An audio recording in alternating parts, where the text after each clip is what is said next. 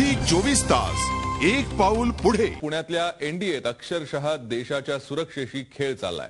पुण्याच्या एनडीए सारख्या संवेदनशील संस्थेत भ्रष्टाचाराचं प्रकरण उघडकीला आल्यानं एकच खळबळ उडाली आहे। त्यामुळे राष्ट्रीय सुरक्षेचा मुद्दाही प्रकर्षानं पुढे आलाय।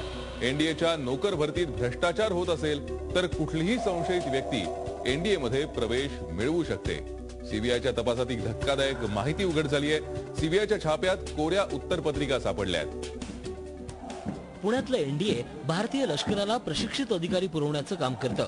एनडीएतून पासआउट झालेल्या अनेक कॅडेट्सनी सैन्यात महत्त्वाच्या पदावर काम केलंय।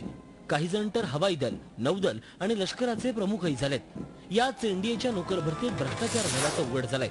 या प्रकरणी कर्नल कुलबीर सिंग यांच्यासह 5 जणांना अटक करण्यात आली आहे। सीबीआयला कर्नल सिंग यांच्या घरातून 82 लाखांची रोकड मिळाली आहे, तर इतर 5 आरोपींकडून 94 लाख रुपये जप्त करण्यात आलेत।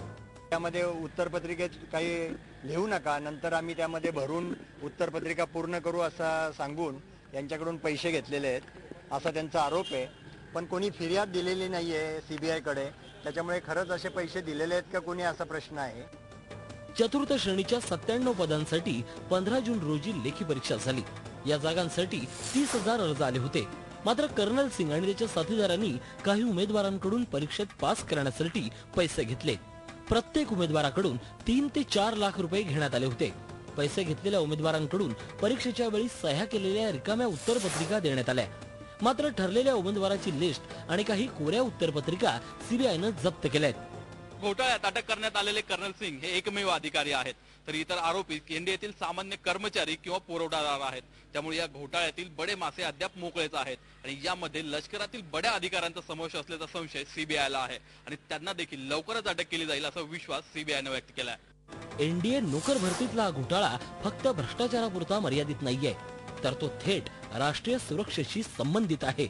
कारण 2-5 लाख रुपये घेऊन नोकर भरती झाल्यास देशविरोधी शक्ती त्याचा फायदा घेण्याची शक्यता आहे आणि हाच खरा चिंतेचा विषय देखील आहे।